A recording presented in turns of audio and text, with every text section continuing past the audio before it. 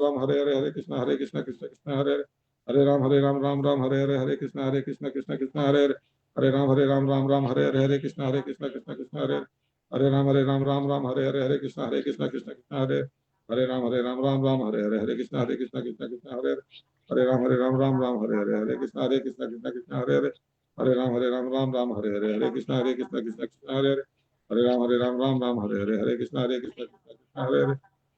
राम राम हरे कृष्णा कृष्ण हरे राम कृष्ण कृष्ण हरे राम कृष्ण कृष्ण हरे राम हरे कृष्ण कृष्ण हरे राम हरे कृष्ण।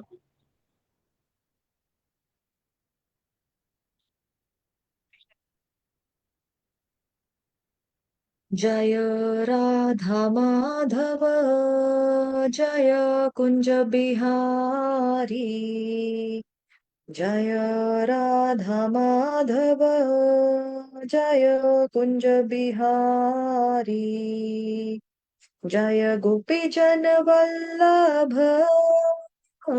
गिरिवरधारी। जय गोपी जन गिरिवरधारी।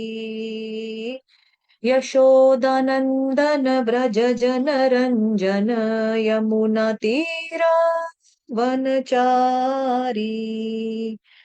यमुना तीरा वनचारी। हरे कृष्ण कृष्ण कृष्ण हरे हरे हरे राम राम राम हरे हरे। हरे कृष्ण कृष्ण कृष्ण हरे हरे हरे राम राम राम हरे हरे। हरे कृष्ण कृष्ण कृष्ण हरे हरे हरे राम राम राम हरे हरे। हरे कृष्ण कृष्ण कृष्ण हरे हरे हरे राम राम राम हरे हरे। हरे कृष्ण कृष्ण कृष्ण हरे हरे हरे राम राम राम हरे हरे। हरे कृष्ण कृष्ण कृष्ण हरे हरे हरे राम राम राम राम हरे हरे हरे कृष्ण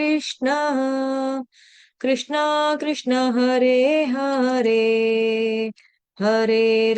हरे हरे राम राम राम हरे हरे हरे कृष्ण कृष्ण कृष्ण हरे हरे हरे राम राम हरे हरे हरे कृष्ण कृष्ण कृष्ण हरे हरे हरे राम राम राम हरे हरे हरे कृष्ण कृष्ण कृष्ण हरे हरे हरे राम राम राम हरे हरे। हरे कृष्ण। आप सभी भक्तों का, सभी वैष्णवों का, सभी भागवतों का हार्दिक स्वागत, हार्दिक अभिनंदन। आज की ग्रंथराज श्रीमद् भागवतम महापुराण की कक्षा में आज हम नया अध्याय शुरू करने जा रहे हैं। श्रीमद् भागवतम महापुराण स्कंध 1 अध्याय 4, जिसका शीर्षक यानी कि नाम है श्री नारद मुनि जी का प्राकट्य। और जो भक्तजन फेसबुक पे लाइव देख रहे हैं, कैप्शन बॉक्स में भी लिंक दिया हुआ है और साथ ही आपके कमेंट सेक्शन में भी लिंक दिया हुआ है। सारी कक्षाएं फ्री चलती हैं, निशुल्क चलती हैं, जो भी आना चाहे आ सकता है, मोस्ट वेलकम। ठीक है जी। और कक्षा का समय जो है सोमवार से शुक्रवार सुबह 6 बजे का है, भागवतम महापुराण का। और भगवत गीता की क्लास जो है वो शाम को चलती है। सैटरडे संडे को श्लोका कंठस्थ करने की कक्षाएं चलती हैं। जिसको आना है फ्री में आ सकता है, कोई किसी से पैसा चार्ज नहीं किया जाता। तो सबसे पहले आपको थोड़ा सा जो है हम आपको इंट्रोडक्शन दे देंगे आज के नए अध्याय का। तो जैसा कि आप देख रहे हैं, कैंटो 1 चैप्टर 4, श्री नारद मुनि का प्राकट्य। ठीक है। तो इसमें क्या होता है कि पहला स्कंद यानी पहले स्कंद का चौथा अध्याय आज हम शुरू करेंगे। अध्याय का नाम क्या है? श्री नारद मुनि का प्राकट्य। इसमें नारद मुनि अपने प्राकट्य के विषय में श्रील व्यास देव जी को अपनी कथा सुनाने वाले हैं। और उस कथा के माध्यम से बहुत सारी ऐसी चीजों को जानने, सुनने और समझने के लिए मिलेंगी, जिसको हम जानते और समझते तो हैं, बट ठीक से अनुभव हम लोगों ने कभी नहीं किया है। तो उस चीज को इस अध्याय में हम भली भांति समझ सकते हैं कि क्या है जो साधु संग है, वो कितना इंपॉर्टेंट है। एक साधारण सी जीवात्मा को, एक दासी पुत्र को कैसे भगवान जी का पार्षद बना सकता है, नारद मुनि के रूप में प्रकट कर सकता है। क्षण मात्र साधु संग, ये हम जो है वो सुनकर पढ़कर फिर समझने की कोशिश करेंगे। है ना, चैतन्य चरितामृत में श्लोक भी आता है, साधु संग सर्व शास्त्र गाए, लव मात्र साधु संग सर्व सिद्धि होए। चलिए आज का अध्याय आरंभ करेंगे गुरु गौरांग की कृपा से। नारायण नमस्कृत्य नरं चैव नरोत्तमं देवीं सरस्वतीं व्यासं ततो जयमुदीरयेत्। नष्टप्रायेष्व भद्रेषु नित्यं भागवत सेवया, भगवति उत्तम श्लोके भक्तिर्भवति नैष्ठिकी।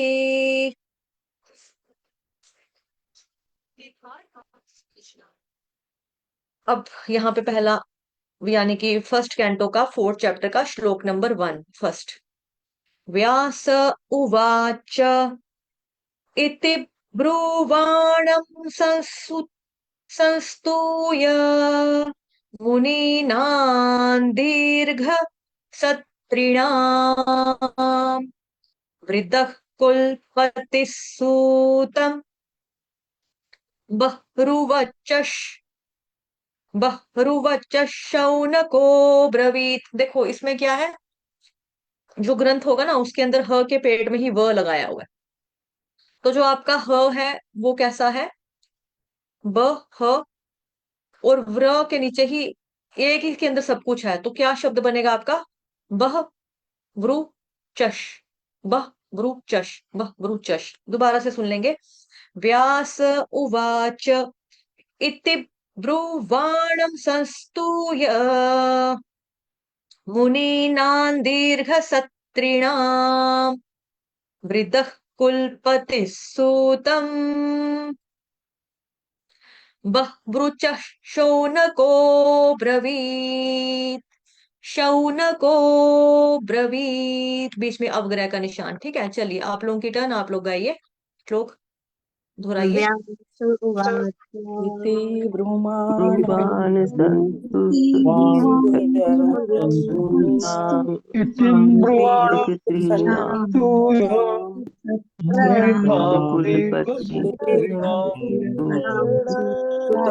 कुलपति भूवृत् शौनको अब्रवीत्।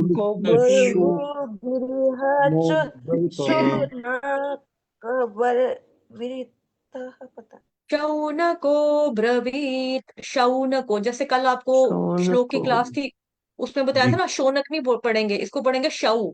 शौ, औ की मात्रा, शौनको ब्रवीत, तो हलंत। ठीक, चलिए। तो व्यास उवाच, अब यहाँ पे थोड़ी सी बातें ना ध्यान देने वाली हैं। जैसे यहाँ पे लिखा है व्यास उवाच, तो अब तक कौन कह रहा था? सूत गोस्वामी कह रहे थे, जो हमने पढ़ा है ना। सूत गोस्वामी कह रहे थे और शौनक ऋषि सुन रहे थे। और अब हमने जब थर्ड चैप्टर कंप्लीट किया तो वहां पर कहते हैं कि मैंने क्या किया, है ना। थर्ड चैप्टर का हमने क्या पढ़ा था? सोहम वश्रा वयिष्यामि। मैंने वहां पर बैठकर श्रवण किया है। किसने श्रवण किया? सूत गोस्वामी जी ने श्रवण किया। जो कुछ भी वहां से श्रवण किया है उसी को हम यहाँ पर सुनाने का प्रयास हमने किया। अब वहां पर जो उन्होंने श्रवण किया उसको सुनाने का प्रयास कर रहे हैं, तो वहां पर शुकदेव गोस्वामी ने ही कहा होगा कि व्यास उवाच। अब यहाँ पर वेद व्यास जी अपने वचन को कह रहे हैं कि वेद व्यास उवाच। Okay, clear. हम सबको मालूम है कि ये ऋषि वेद व्यास कौन है ना। व्यास मुनि कौन है? लास्ट चैप्टर में भी हमने पढ़ा समझा कि वेद व्यास जी ने चारों वेदों को विस्तार से लिखा। आपको फ्लो चार्ट पूरा दिखाया था जिसमें भगवान कृष्ण का पूरा एक्सपेंशन था, है ना। उसमें आपको पूरा बताया। तो हम सबको पता है कि व्यास मुनि कौन है। लास्ट चैप्टर में भी हमने अच्छे से पढ़ा समझा। व्यास मुनि ने चारों वेदों को डिटेल में लिखा है, 18 पुराण लिखे हैं, जितने भी उपनिषद आदि ग्रंथ है, महाभारत है, इतिहास है, सबका संकलन जो है, सबको लिखने वाला कौन है? ऋषि वेद व्यास ही है। तो व्यास एक टाइटल होता है। व्यास का मतलब होता है डिटेल में मतलब विस्तार करना। तो व्यास जो है एक शीर्षक है, एक टाइटल है। तो ये आपको श्रीमद् भागवतम महापुराण की स्टार्टिंग में भी बताया था पहले। तो एक वेद जब उपस्थित थे, ठीक है, जब वो वेद उपस्थित थे हम सबके मध्य में, तो उसी एक वेद को उन्होंने क्या किया? 4 भागों में डिवाइड किया, है ना। आपका ऋग्वेद, सामवेद, यजुर्वेद, अथर्ववेद, 4 भागों में बांटा। और फिर इतने सारे पुराण उपनिषद आदि लिखकर हमें भगवत सिद्धांतों के ऊपर ज्ञान दिया। तो वो कौन है? वो है श्री व्यासदेव जी। और साथ ही आपको ये चीज भी बताई थी कि ऋषि वेद व्यास जो है वो कौन है? भगवान कृष्ण के अवतार हैं। कौन से वाले अवतार हैं? ग्रंथावतार। उनके अंदर भगवान कृष्ण ने क्या किया? शक्ति का आवेश किया है ना। कौन सी शक्ति का आवेश किया? ग्रंथ लिखने की शक्ति का आवेश जिसके अंदर कर दिया वो है ऋषि वेद व्यास। ठीक, ऋषि वेद व्यास उसको बोलते हैं। और जो व्यास है ये क्या है? ये एक टाइटल है, शीर्षक है, जो विस्तार से बताता है चीजों को, उसको बोला जाता है व्यास। हम्म। तो वेद व्यास जी ने, जिन्होंने इस भागवत महापुराण ग्रंथ की रचना की, वो रचना कैसे की है अब उसके विषय में यहाँ पर कह रहे हैं। इसीलिए यहाँ पर कहा जा रहा है व्यास उवाच। ठीक, अनुवाद पहले शब्दार्थ पढ़ लेते हैं। व्यास उवाच, व्यासदेव ने कहा, इति इस प्रकार, ब्रुवणाम ब्रुवाणम बोलते हुए, संस्तूय बधाई देकर, मुनि नाम बड़े बड़े साधुओं, दीर्घ दीर्घकालीन सत्रीणाम यज्ञ संपन्न करने में लगे रहने वाले, वृद्ध वयोवृद्ध कुलपति ही सभा, एक सभा के अध्यक्ष, सूतम सूत गोस्वामी को बहुरुचहा विद्वान शौनक, शौनक ने प्रवीत संबोधित किया। अनुवाद और तात्पर्य जगत गुरु श्रील प्रभुपाद द्वारा। श्रील प्रभुपाद की जय। आई होप आप लोगों ने अपना अपना ग्रंथ श्रीमद् भगवद गीता और भागवतम महापुराण दोनों को साथ में खोल के रखा हुआ है। सूत गोस्वामी को इस प्रकार बोलते देखकर दीर्घकालीन यज्ञोत्सव में लगे हुए समस्त ऋषियों में विद्वान तथा वयोवृद्ध अग्रणी शौनक मुनि ने सूत गोस्वामी को निम्न प्रकार से संबोधित करते हुए बधाई दी।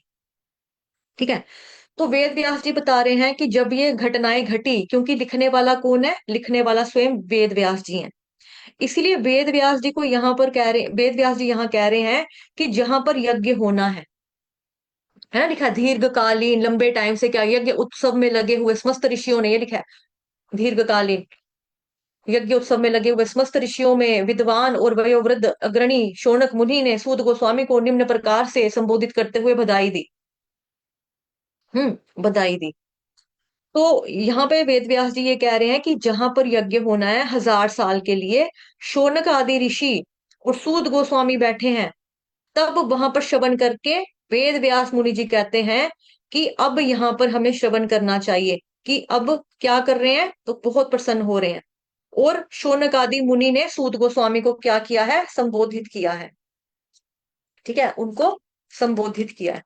तात्पर्य जगत गुरु श्रील प्रभुपाद द्वारा। श्रील प्रभुपाद की जय। विद्वानों की सभा में जब भी वक्ता को बधाई दी जाती है या उनको संबोधित किया जाता है, तो बधाई देने वाले में निम्नलिखित योग्यताएं होनी चाहिए। तो आप लोगों को मालूम है ना, जैसे प्राइज डिस्ट्रीब्यूशन फंक्शन होता है स्कूल्स में, होता है एनुअल डे फंक्शन होता है, जो फौजी वगैरह होते हैं इनको प्रोत्साहित करने के लिए अलग अलग तरह के फंक्शन होते हैं। यहाँ तक कि जो हमारे टीवी फिल्म इंडस्ट्रीज जो होती है, बॉलीवुड होती है, वहां पर भी आपकी आईफा अवार्ड्स होते हैं, है ना। सारे तरह के तरीके के क्या मिलते हैं वहां पे, अवार्ड्स मिलते हैं। उसमें क्या होता है, जो अवार्ड देने वाला होता है, तो वहां पर क्या होता है, वहां पर आपका जो बड़ा बंदा होता है, हेड होता है, वो भी होता है, टीम भी होती है, जिसको अवार्ड मिलना है वो भी होता है ना। तो श्रेष्ठ श्रेष्ठतम इस तरह से अलग अलग चीजें होती हैं। जैसे मतलब कि एक कंपनी ले लो, कंपनी का कोई मैनेजर है, सीईओ है, जनरल मैनेजर है, तो सारे पोस्ट वाइज होते हैं, अवेलेबल होते हैं। ठीक है। अब यहाँ पर देखो, यहाँ पर क्या बताया जा रहा है कि बधाई देने वाले में क्या है, निम्नलिखित योग्यताएं होनी चाहिए। विद्वानों की सभा में जब वक्ता को बधाई दी जाती है तो उनको संबोधित किया जाता है, तो बधाई देने वालों में निम्नलिखित योग्यताएं होनी चाहिए। ठीक है। तो जैसे हम लोग देखते हैं कि इनाम मिलता है, किसी को पद्म भूषण और भी तरह तरह के अवार्ड फंक्शन होते हैं, जिसमें कोई ना कोई सामान्य व्यक्ति आकर उसको अवार्ड देता है, तो हमें लगता है कि ये इनाम हमको मिल गया, प्राप्त हो गया। अब यहाँ पर जो आपको पुरस्कृत करता है, जो आपको पुरस्कार देता है, या जिससे आपने बधाई ली, कॉन्ग्रेचुलेशन को एक्सेप्ट किया, उसकी योग्यता के विषय में यहाँ पर बात की जा रही है। ठीक है। उसे सभा का अग्रणी यानी कि सभापति तथा ज्येष्ठ व्यक्ति होना चाहिए, है ना। जैसे अभी अभी आपको बताया कि ऐसे ऐसे सीक्वेंस में लोग होते हैं बड़े बड़े, तो उस सभा में जो सबसे ज्येष्ठ व्यक्ति यानी कि सबसे बड़ा व्यक्ति होना चाहिए, और क्या होना चाहिए, और सभापति भी होना चाहिए। उसे विद्वान भी होना चाहिए, मतलब जिसको अवार्ड मिला है वो अवार्ड लेने का हकदार भी होना चाहिए। ऐसे नहीं कि किसी को भी उठाकर अवार्ड दे देंगे। जो काबिलियत रखता होगा अवार्ड प्राप्त करने की, जिसने अच्छा काम किया होगा, उसी को अवार्ड मिलेगा, उसी को मिलेगा ना। तो उसे विशद विद्वान भी होना चाहिए। शौनक श्री शौनक ऋषि में ये सारी योग्यताएं थी। अतः जब सूत गोस्वामी ने श्रीमद् भागवतम को उसी प्रकार से, सॉरी, उसी रूप में सुनाने की इच्छा व्यक्त की जिस रूप में उन्होंने सुखदेव गोस्वामी से सुना था, तथा उसे स्वयं भी आत्मसात किया था, तो शौनक जी ने उन्हें बधाई देने के लिए क्या हुआ, खड़े हो गए। जैसे कहते हैं ना हमारी आजकल की भाषा में स्टैंडिंग इनोवेशन, स्टैंडिंग इनोवेशन उसी को बोल रहे हैं। सूत गोस्वामी के लिए क्या हो गया, शौनक इत्यादि ऋषि जो है वो खड़े हुए। तो सूत गोस्वामी ने सिर्फ सुना ही नहीं था, बल्कि उसको क्या किया था, उसको आत्मसात भी किया था, उसको आत्मसात भी किया था। और शौनक ऋषि इत्यादि जो शौनक मुनि क्या हो गए, उनको बधाई देने के लिए खड़े हुए थे, जब उन्होंने ऐसा वाक्य कहा कि जैसा भी मैंने सुना है वैसा ही मैं सुनाता जाऊंगा। तो वेद व्यास जी बता रहे हैं कि वहां पर बैठे हुए कितने कितने साधु संत, कितने ऋषि मुनि वहां पर बैठ के कथा सुन रहे थे, कौन बताएगा। हरे कृष्ण, अपना अपना कैमरा ऑन कर ले ताकि आपकी उपस्थिति को दर्ज किया जा सके। कितने लोग हैं जो इकट्ठे हुए थे वहां पर। रमेश वासुदेव दास प्रभु जी, जी प्रभु जी बताइए। हरे कृष्ण, हरे कृष्ण जी। कृपा नहीं तो मेरा। हाँ चल रहा है मोबाइल, ये क्या बोलते हैं, माइक। कितने लोग थे प्रभु जी जो इकट्ठे हो गए सुन रहे थे वहां पे। अभी हमने परसों ही पढ़ा था ना कि क्या वहां पे गंगा नदी के किनारे जो मरण शैया के ऊपर लेटा हुआ परीक्षित महाराज है, क्या वो अकेला सुन रहा था। हमने बोला नहीं नहीं नहीं नहीं, उसके साथ वो तो घिरा हुआ था, कितने लोगों से घिरा हुआ था, कितने ऋषि मुनि साधु संतों से वो घिरा हुआ था। नीलम कुमारी माता जी, हाँ कितने लोग थे। हरे कृष्णा माता जी, पंचांग प्रणाम। हरे कृष्ण माता जी, जी माता, पंचांग प्रणाम। 88,000 ऋषि माता जी। हाँ 88,000, जी अट्ठासी माता हजार जी। को इंग्लिश में क्या बोलेंगे, 88,000 ऋषि ओके। जो थे वो सारे वहां पर मौजूद थे। ठीक है।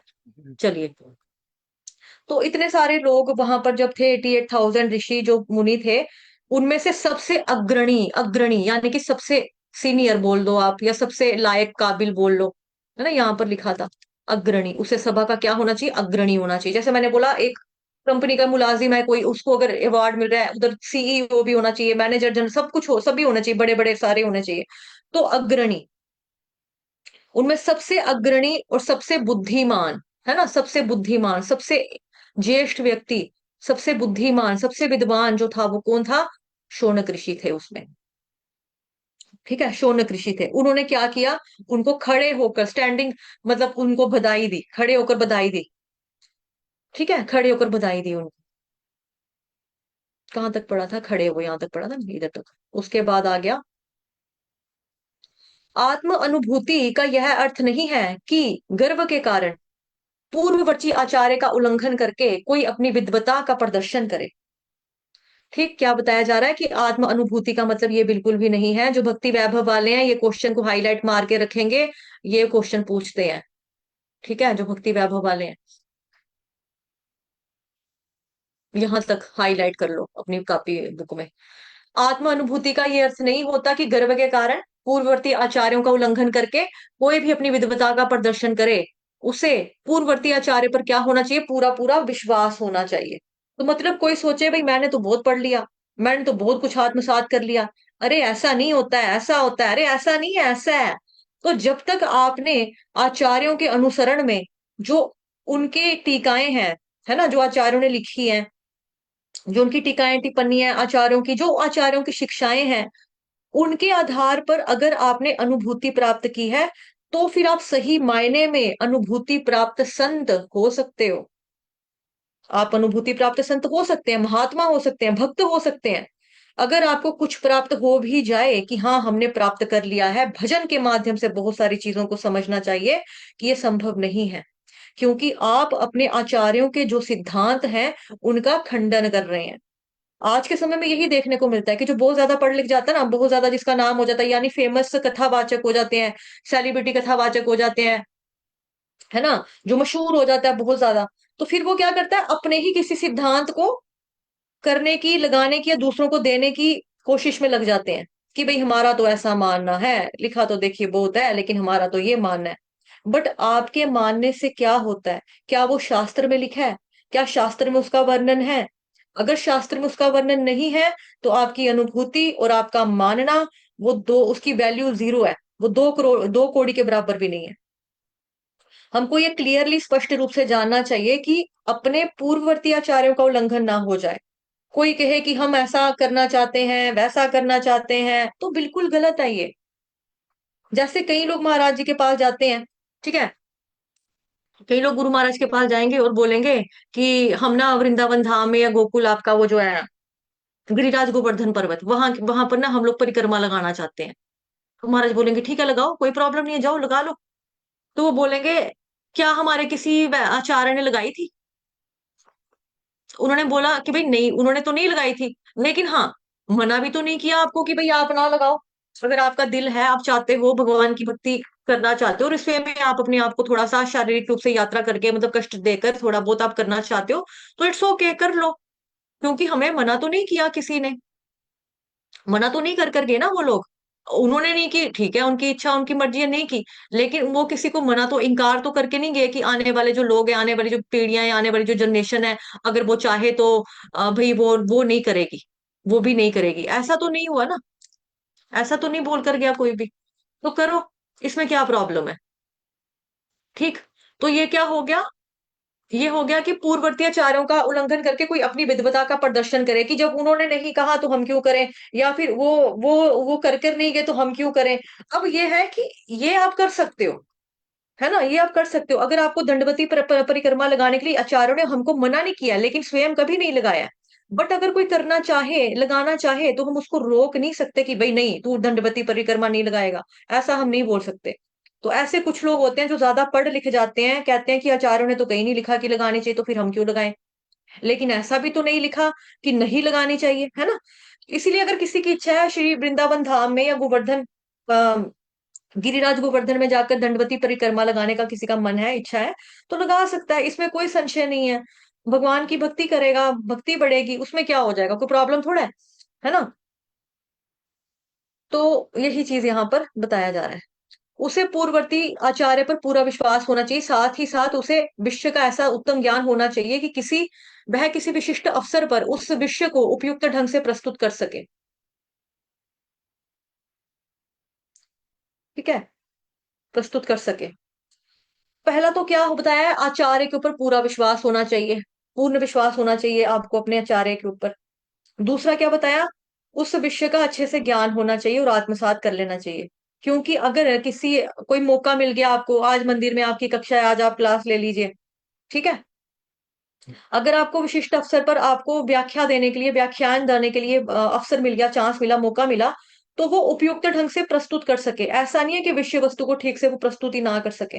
विषय वस्तु क्या हो गया? टॉपिक। आज का टॉपिक क्या है? जैसे आज का टॉपिक है नारद मुनि का प्राकट्य। हम पढ़ किसके बारे में रहे हैं कि किस तरह से उनको बधाई देने के लिए सारे शौनक आदि ऋषि खड़े हो गए थे, है ना? उनके बारे में पढ़, उनमें क्या क्या योग्यताएं हैं, ठीक है, उसके बारे में पढ़ रहे हैं। तो विषय के सॉरी मूल उद्देश्य का पालन होना चाहिए। विषय के मूल उद्देश्य का पालन होना चाहिए। और उसको मूल उद्देश्य का पालन होने का मतलब यहाँ पर क्या है कि जो विषय का मूल उद्देश्य होता है उसको यथारूप बताए, उसको एज इट इज बनाए रखे। जैसे Shrimad Bhagavad Gita Yatharoop as it is है, Shrimad Bhagavatam Mahapurana as it is है ना, प्रभुपाद जी ने एज इट इज ही दिया। तो अगर कोई पूछे आपको, जैसे आप लोग इतने समय से अभी वो पढ़ रहे हैं, भागवतम महापुराण पढ़ रहे हैं, भगवत गीता पढ़ रहे हैं, तो श्रीमद भागवतम महापुराण का मूल उद्देश्य क्या है? कौन बताना चाहेगा? ग्रंथराज श्रीमद भागवतम महापुराण का मूल उद्देश्य क्या है? प्लीज अपना अपना कैमरा ऑन करेंगे ताकि मैं आप लोगों को चूज कर सकूं कि कौन बताएगा। भागवतम महापुराण का मूल उद्देश्य, पिछले दिनों से हम यही पढ़ते आ रहे हैं, यही जानते आ रहे हैं, यही पढ़ते आ रहे हैं। एक ही बच्चा बता सकता है, उसी में काबिलियत है सिर्फ नीलम शर्मा माता जी को है, और कोई बच्चा काबिल नहीं है। कविता माता जी कह रही मैं भी बताऊंगी। और बस दो ही में अभी तक लगा है कि दो ही को कॉन्फिडेंस है कि हाँ हम बता सकते हैं मूल उद्देश्य क्या है। जी कविता माता जी बताओ। कदम्ब पुष्प देवी दासी माता जी, हाँ बताइए। मेरी साइड से अनम्यूट हो माता जी, मैंने अनम्यूट कर दिया होगा आपको। हरे हरे कृष्ण माता जी, पंचांग हरे कृष्ण प्रणाम। माता जी, पंचांग हाँ, प्रणाम। जो जो भागवतम का उद्देश्य है भगवान कृष्ण को जानना। और हरि बोल।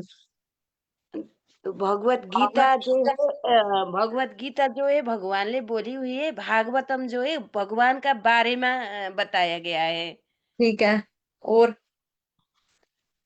ठीक है, गुड, अच्छा उत्तर है आपका। और भी बहुत सारे उत्तर हो सकते हैं इसके, और भी बड़े सारे आई मीन पॉइंट्स मिल सकते हैं आपको। तभी मैं बोलूँ जितने डिवोटीज हैंड रेस करेंगे, अपना अपना मत रखेंगे, व्यूज रखेंगे, तो उतने आंसर हमें मिलेंगे। गीता गुप्ता माता जी बताओ। माता जी, हम जीवों का उद्धार करने के लिए। हम जीवों को उद्धार करने के लिए भागवत महापुराण प्रकट हुआ, सिर्फ यही, लेश मात्र यही है। एक रीजन ये भी है, but this is not only the reason, एक अकेला ये नहीं है, इसके अलावा और भी बहुत सारा है, उससे भी कहीं ऊपर है, ये हमें लेके जाने वाला है। ये है, आपने भगवान जो की बोला ठीक है। लीलाओं को हम हम्म, जान सके। अच्छा ठीक भगवान है, की और लीलाओं को हम जान सके। ठीक है, नीलम माता जी आप बताइए। हरे कृष्णा माता जी। हरे कृष्ण जी माता जी। जी माता जी, अभी जो माताओं ने बताया वो भी है, और भी बहुत सारे हैं, जैसे कि भगवान को जानना, उनसे प्रेम, जैसे प्रेम जो भगवान से जो सच्चा प्रेम है वो उसी से हम सीख सकते हैं, पा सकते हैं सच्चा प्रेम। भगवान को जानना, उनकी लीलाओं का आस्वादन करना। आस्वादन करना। हरि बोल। और लीलाओं का आस्वादन करना, आपको आ रहा है स्वाद? जी माता जी, बहुत बहुत आ रहा है स्वाद। और माता जी आज हम जहाँ बैठे हैं ना, जहाँ तो महाभारत से भी ज्यादा है चल रहा है। क्या करूं माता जी, मुझे अपनी जीभ पर कंट्रोल नहीं है, तो मैं बड़ी परेशान हूं। नहीं रुका जाता तो क्या करें, जहाँ पे मुझे लगा बैठी वो हूँ। कहने लगा जहां पर हम बैठे ना, मुझे लगा आपने कहा महाभारत, मैंने कहा है कुरुक्षेत्र, धाम पहुंच गई, फिर आपने कहा हाँ, वहां। ये कुरुक्षेत्र से भी ज्यादा है माता जी, ये देखो मैं फिर क्या बोलती है, करूं। फिर बोलती है ये मेरे तो देखो, जुबान पे कंट्रोल नहीं रहा। फिर मैं सोच गई अच्छा मायके पहुंच गई है, वहां लड़ाई झगड़े वाला माहौल बना, बस तो वहां पे और टर मेरी टर ये टर बहन बोल रही टर। है कि, मेरी बहन बोल रही है ये वाली की, तू चुप कर, अपनी जीभ बंद करी, अपनी कथा सुन, अपना अपना करने दो, अपना अपना करो। ये वाली भी बोल रही है, नमस्ते कर लो। हरे कृष्ण हरे बोलो। कृष्णा। हरे कृष्णा माता जी, ठीक हो दीदी? ये ठीक हो तुझसे? हाँ, चलो ये छोटी ठीक। ये दूसरी बहन है बजालता वाली, पर ये बोलती है, ये लड़ाई खत्म करने वाली, ये बोलती है कि अपना अपना करो, ये आती है बार बार लड़ाई खत्म करने। यार देखो ना, 14 दिन के लिए तुम सारी कुड़ियां इकट्ठी होती हो, वहां लड़ने के लिए थोड़ा जाते हो। मम्मी नहीं रही, पापा नहीं रहे हैं, 4 दिनों के लिए शांति से बहन भाई घर रहा करो, रहकर अपना वापस अपने सोरे आया करो। ये देखो, ये मेरी बहन है ना, ये दोनों साइड चलती है, ये चुप हो जाती है, और ये पहले झगड़ा खत्म करती है। और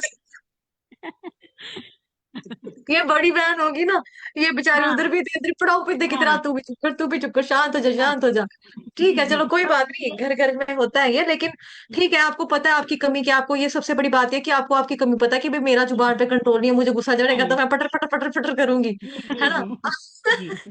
आपको अपना पता है तो कोई बात नहीं, जब आपको अपनी कमी पता है तो आप उस पर काम कर सकते हो, वर्क कर सकते हो। बाकी 4 दिन में शांति में खाओ पियो, टोडे टूडे पकाओ, मक्की का साग पकाओ खाओ, आ जाओ गुड़ के साथ खाकर, और क्या करना है। जी माता जी। है ना? क्योंकि शादी के बाद मायके में उतनी इंटरफेरेंस तो हम नहीं दे सकते। अब उनके घर का अलग माहौल है, आपका घर का अलग माहौल है, रहना तो आप अपने सोरे टब्बर के साथ ही है ना। जी जी देखा माता जाए जी। अगर, जहाँ पे आपके माँ बाप आपको जिसके हवाले कर कर गए हैं, जिस मर्द के हाथ छोड़ कर गए हैं, आपने तो उधर ही रहना है, उसके साथ ही रहना है, उसी की बाजू पकड़नी है। तो ठीक है, 4-5 दिन के लिए अपना जाओ, मेले की तरह खाओ पियो ऐश मारो, घूमो फिरो, बातें शातें नहीं करो, वो अच्छी अच्छी बातें करो, जी जी माता लेकिन जी वही है ना, लड़ो सिर्फ मत थोड़े किसी बात को खर्चे हैं। लेकर। जी माता जी, हरे कृष्णा। कोई बात नहीं, इट्स ओके, कोई बात नहीं, इट्स ओके। एनीवेज, दया दमयंती माता जी, आप बताओ क्या भागवत महापुराण का मूल उद्देश्य क्या है?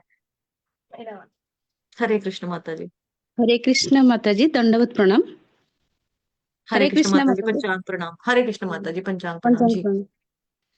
माता जी, जो भागवत में जो महान भक्त की भी वर्णना किए गए हैं, जैसे कि अमरीश महाराज, पृथ्वी महाराज, तो उनसे हमको बहुत कुछ सीखने मिलते हैं कि भगवान के साथ भगवान की भक्त की भी गुणगान डिस्क्राइब हम्म किया गया है। Nice, good. अच्छा पॉइंट बोला आपने कि भक्तों का भी वर्णन किया गया है, तो उसमें से हम भक्तों के चरित्र में से सीख सकते हैं, सुनकर श्रवण कर कर कि उनके जैसा बन सकते हैं। हरी बोल। अच्छा अच्छा जो जवाब था माता जी। बिंदु दीदी, हाँ माता जी बोलो, बिंदु माता जी बोलो, मेरी प्यारी बिंदु। हरे कृष्ण माता जी। बोलो। हरे कृष्ण माता जी। माता जी, मेरा भी लगभग पॉइंट सेम ही था कि हम हम्म भागवतम से भगवान के 24 अवतारों और उनके भक्तों का वर्णन सुन सकते हैं और उनकी रसास्वादन कर सकते हैं। और जो भागवतम है वो हमें मरने की कला सिखाती है। जैसे भगवत गीता है, उससे हम जीने की कला सीखते हैं, ऐसे ही भागवतम से हम मरने की कला सीख सकते हैं।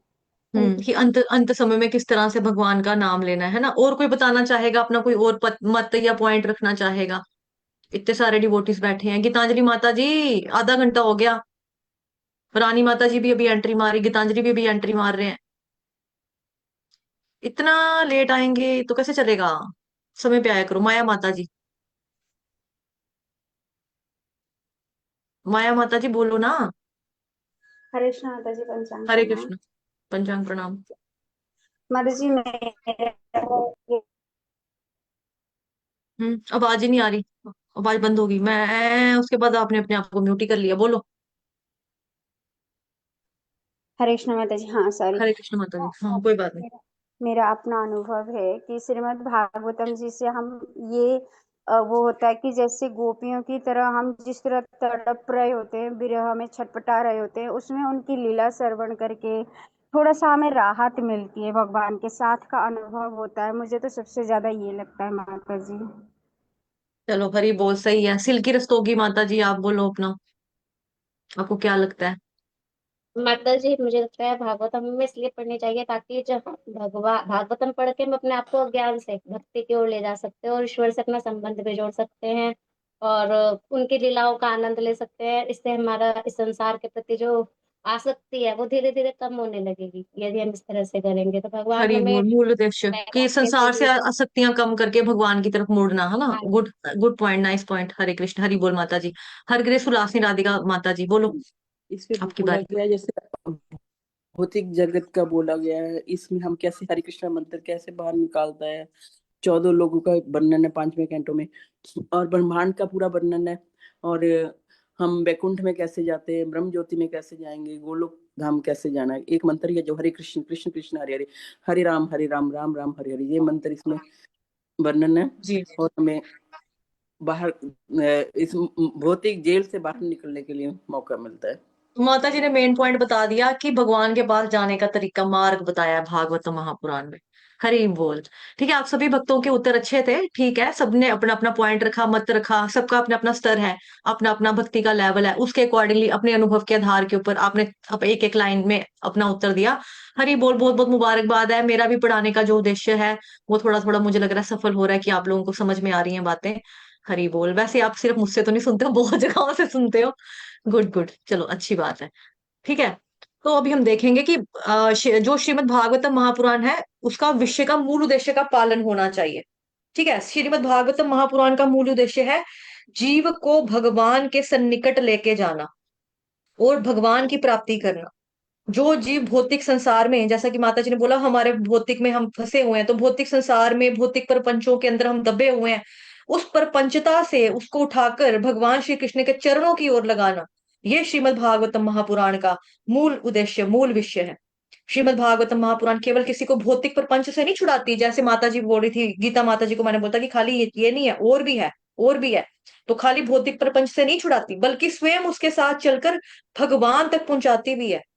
क्योंकि श्रीमद् भागवतम महापुराण भगवान से अभिन्न है, और कोई फर्क नहीं ना इन दोनों में। तो अभिन्न होने के कारण श्रीमद् भागवतम महापुराण भी हम लोगों के लिए एक साध्य वस्तु है, ये पूजनीय वस्तु है, हम ये पूजा के लिए हमारे लिए है। साधन नहीं है कि जाने का जरिया है, खाली ये जरिया नहीं है, ये साध्य है, हमारे लिए पूजनीय है, साध्य वस्तु है। अगर किसी को भागवत महापुराण सुनने को मिल रहा है तो समझना चाहिए उसकी जिंदगी में पर्याप्त मात्रा में भगवान की कृपा है, आपके गुरु महाराज की कृपा उपलब्ध है, जिसकी वजह से आज आप भागवत महापुराण का श्रवण कर पा रहे हो, भक्तों के बीच में बैठकर कर पा रहे हो, है ना। ये बहुत बड़ी बात है, और समझ भी पा रहे हो, अंडरस्टैंड कर पा रहे हो, बहुत इंपॉर्टेंट चीज है। तो इसीलिए श्रीमद् भागवतम महापुराण को केवल साधन ही नहीं मानना है, श्रीमद् भागवतम महापुराण को हमने साध्य भी मानना चाहिए। हमको खींच तान कर उसका कोई दुर्बोध अर्थ नहीं निकालना चाहिए, ठीक है।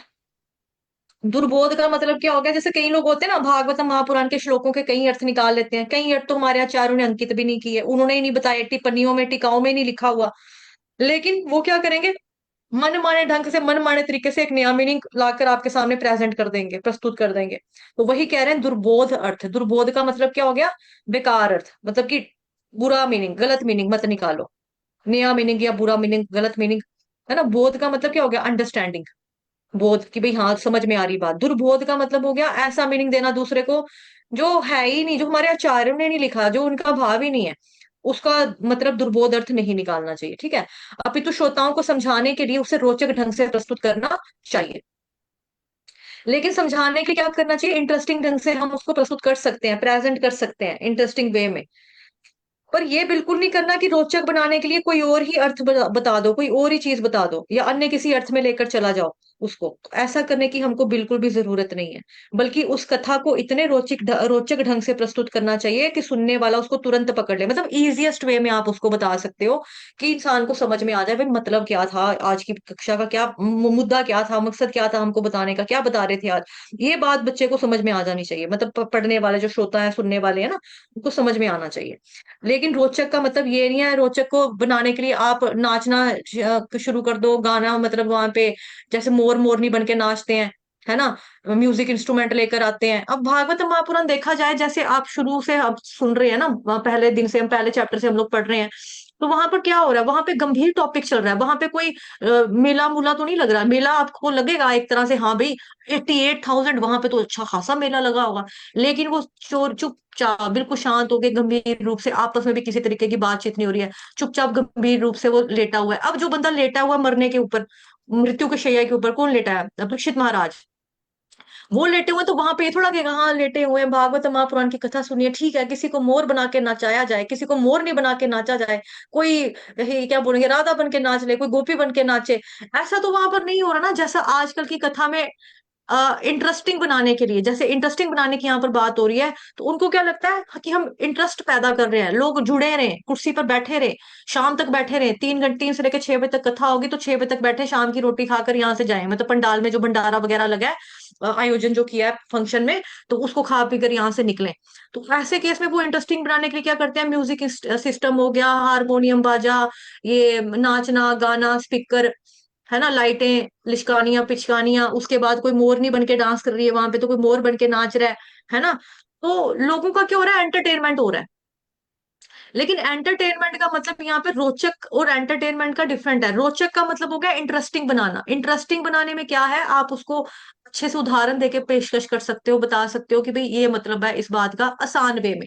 जैसे यहाँ पर बधाई देने की बात आई, तो मैंने आपको बेसिक एग्जांपल दिया स्कूल का, कि स्कूल में जब एनुअल डे फंक्शंस होते थे, बच्चों को अवार्ड दिया जाता था, छोटे बच्चों को, है ना, फर्स्ट, ये बच्चा फर्स्ट आया, ये बच्चा गेम्स में अच्छा है, इस बच्चे की यूनिफॉर्म हमेशा साफ होती थी, इस बच्चे की यूनिफॉर्म में एक भी दाग हम लोगों ने कभी इंक उंक का नहीं देखा, स्याही का, ये बच्चे ने एक भी छुट्टी नहीं मारी, इस बच्चे ने पूरी जिंदगी क्लास में आता रहा है, ये एब्सेंट, एक दिन भी एब्सेंट मार्क नहीं हुआ। तो ऐसे बच्चों को क्या मिलता है, इनाम मिलता है, कप मिलता है। लेकिन इनाम देने के लिए कौन खड़ा है, प्रिंसिपल जो है वो भी खड़े होकर ताली बजाते हैं, वाह तुम स्पोर्ट के लिए जीत कर आए हो, प्रिंसिपल भी खड़ा हो गया। तो मैंने आपको बेसिक एग्जांपल बताई जो आप लोगों ने अपनी आंखों से देखी हुई है। ये चीजें देखने जो बताने वाली है, ये ठीक है आपको इंटरेस्टिंग है कि हाँ भाई हमने स्कूल टाइम पे ये देखा है, ठीक है, हम फिल्में देखते हैं, ड्रामे में अवार्ड शो आते हैं बॉलीवुड के, है ना, आईफा अवार्ड शो आ गया आपका, मूवी अवार्ड शो आ गया, उसमें जो कलाकार लोग हैं, आर्टिस्ट, आपका एक्टर वगैरह, इनको अवार्ड दिया जा रहा है, तो अवार्ड देने वाला महान हस्ती होता है। अब मैं स्टेज के ऊपर धर्मेंद्र जी को पेश करेंगे, धर्मेंद्र जी हैं वो नई जनरेशन का, ये जो रणवीर सिंह है इसको अवार्ड देंगे, है ना। तो कौन है वो? श्रेष्ठ व्यक्ति है अपने जमाने का। दिलीप कुमार साहब को बुलाया जाएगा, श्रेष्ठ व्यक्ति अपने जमाने का। तो उसी तरह से यहाँ पर किसके थ्रू बधाइयां दी जा रही हैं? शौनक आदि ऋषियों के द्वारा, कि शौनक ऋषि सबसे कौन है? ज्येष्ठ है, सबसे कौन है? नॉलेजेबल है। वो खड़े होकर स्टैंडिंग एनोवेशन दे रहे हैं, well done well done well done, congratulation कर रहे हैं, कॉन्ग्रेचुलेशन कॉन्ग्रेचुलेशन सूद गोस्वामी, कॉन्ग्रेचुलेशन, इस तरह से। तो ये हमको मतलब कि इस तरह से बताना जो है, ये क्या हो गया, एक तरह का एनोलॉजी दे रही हूँ मैं आपको, एक तरह से आपको मैं एग्जाम्पल के माध्यम से समझा रही हूँ। दैट्स ओके, इंटरेस्टिंग हो गया ना? हाँ ठीक है, हमने क्योंकि हमने देखा है, जो चीज हमने देखी सुनी है हमको फटाफट से समझ में आ जाएगी। लेकिन अब मैं सोचूं, अभी आप इमेजिन करो, आज मेरे साथ मेरी सहेली है, ये मोरनी बन के आपके लिए नाचेगी, अब वहां पे वो बेचारा मरने के कगार के ऊपर आया, वो परीक्षित महाराज, वो डांस देखकर क्या करे? उसको डांस ने क्या करना है? वो चाहता है कि मैं पूरा का पूरा भागवतम महापुराण का श्रवण करूं, उसको आत्मसात करूं, भगवान जी के बारे में सुनते सुनते सुनते सुनते मैं चला जाऊं। गंभीर टॉपिक है, ना कि एंटरटेन वाला टॉपिक है ये, जैसा कि आजकल के कथावाचक कथाओं में कर रहे हैं, पैसा भी ले रहे हैं और कहते क्या है, नाच गाना करवाओगे तो 25 लाख रुपया लेगा, आर्टिस्टों ने तो पैसे लेने हैं, ढोल बजाने वालों ने पैसे लेने हैं। किसने बोला ढोल बजाओ भांगड़े करो? किसी ने बोला? भागवतम महापुराण में तो कहीं ऐसा नहीं हो रहा, वो सारे चुप करके आराम से सुन रहे हैं, चुप करके सुन रहे हैं, और सबको नॉलेज भी है। ये नहीं है कि कोई किसी ने नहीं सुना भागवतम महापुराण, सभी सुना हुआ है, लेकिन फिर भी वो दोबारा सुन रहे हैं, परीक्षित महाराज जी के पास आए हैं, सुन रहे हैं। और भागवत महापुराण में सब कुछ है ना। आपको बताया कि इंद्र देवता होते हैं, वो अमृत का कलश लेकर आते हैं और उनको बोलते हैं चलो यहाँ से उठो, कोई भी नहीं मरेगा, कोई भी मरने वाला नहीं है, ये लो इसको पिलाओ, और आप लोग भी सारे पियो, अमर मेरे पास अमृत है, ये सारे सबको बांट दो, अमृत सारे लोग पी लेंगे, अमृत सारे अमर हो जाएंगे, तो चलो मेरे साथ स्वर्ग लोक में, वहां पे जाकर कथा सुनाओ। तो उन्होंने उसको डांट कर फटकार कर दौड़ा दिया, भगा दिया वहां से। तेरा दिमाग खराब है, तू क्या कर रहा है यहाँ पर? हीरा कांच कांच लेकर आ गया हीरा खरीदने के लिए? ये कोई खरीदने बेचने की चीज है जिसके लिए तुम आए हो? श्रवण करना यहाँ पर बैठ के करो, तो चलो जाओ वापस, है ना। तो ये एक तरीका। तो इंटरेस्टिंग वे में बताने का मतलब क्या है कि इंसान को समझ में आ जाए, जो बात आप बताना चाहते हो वो पकड़ के चला जाए कि हाँ ये है, भागवत महापुराण का उद्देश्य ये है, उसको ये चीज समझ में आनी चाहिए। ठीक है, तो ये चीज यहाँ पर बताई जा रही है कि इंटरेस्टिंग वे में आप उसको प्रेजेंट कर सकते हो, प्रेजेंट कर सकते हो रोचक ढंग से। ठीक है, लेकिन ये नहीं है कि रोचक करने के लिए आप अलग ही मतलब निकाल दो, ऐसा करने की जरूरत नहीं है, बल्कि उस कथा को इतने रोचक रोचक ढंग से प्रेजेंट करो कि सुनने वाला जो है उसकी समझ में फटाफट से आ जाए, उसको अपने अंदर ग्रहण कर ले और कुछ लेकर ही जाए, अपने दिमाग में कुछ पोटली बांध कर ही जाए कि मैंने आज भगवान की कथा में ये बात सीखी, है ना, इस तरह से। फिर आ गया जी, कहाँ तक पढ़ा था? इसे आत्मसात करना कहा जाता है, ये कहाँ तक पढ़ा था? हाँ ये पढ़ लिया था ना, अपितु श्रोताओं को समझाने को उसे रोचक ढंग से प्रस्तुत करना चाहिए, इसे आत्मसात करना कहा जाता है। सभा में अगुआ शौनक ने वक्ता श्री सूत गोस्वामी के महत्व का यथा धीतम तथा यथामति कहकर अनुमान लगा लिया था, अतएव परम प्रसन्न होकर वे उन्हें बधाई दे रहे थे। ठीक है, तो श्लोक में हमने पढ़ा ना, श्लोक में क्या पढ़ा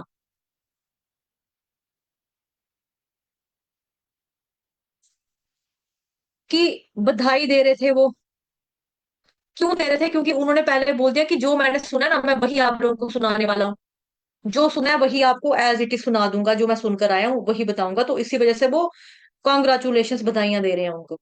तो सूत गोस्वामी को शौनक ऋषि ने अपनी बुद्धि के द्वारा ये अनुमान लगा लिया था कि ये कितने बुद्धिमान है और हम क्या श्रवण करने वाले हैं, किनसे श्रवण करने वाले हैं, और फिर परम प्रसन्न होकर उन्हें बधाइयां दे रहे थे। क्योंकि इससे पहले तो उन्होंने 17 पुराणों को सुना दिया था, लेकिन 17 पुराणों को शौनक आदि ऋषि सुनने के बाद भी उन्होंने अभिवादन नहीं किया, खड़े होकर स्टैंडिंग एनोवेशन नहीं दी। जब 18वां पुराण आरंभ होता है, 18वें पुराण को ही बोलेगा ना, श्रीमद भाग ग्रंथराज श्रीमद भागवतम महापुराण, जब ये शुरू होता है श्रीमद भागवतम महापुराण के रूप में, तो समस्त वैदिक शास्त्रों का सार है ये, जिसमें कृष्ण भगवान जी की गुह्य लीलाओं का वर्णन है। जब इसका वर्णन करना शुरू करते हैं तो ही शौनक ऋषि आदि जो है वो खड़े होकर उठकर सुंदर अभिवादन करते हैं सूत गोस्वामी को, कि अब हम जो श्रवण करने जा रहे हैं वो सबसे सुंदर, सबसे दिव्य, सबसे अद्भुत है। इसीलिए वो खड़े होकर विदाइयां दे रहे थे। ऐसे व्यक्ति से कभी नहीं सुनना चाहिए जो मूलाचार्य का प्रतिनिधित्व ना करता हो।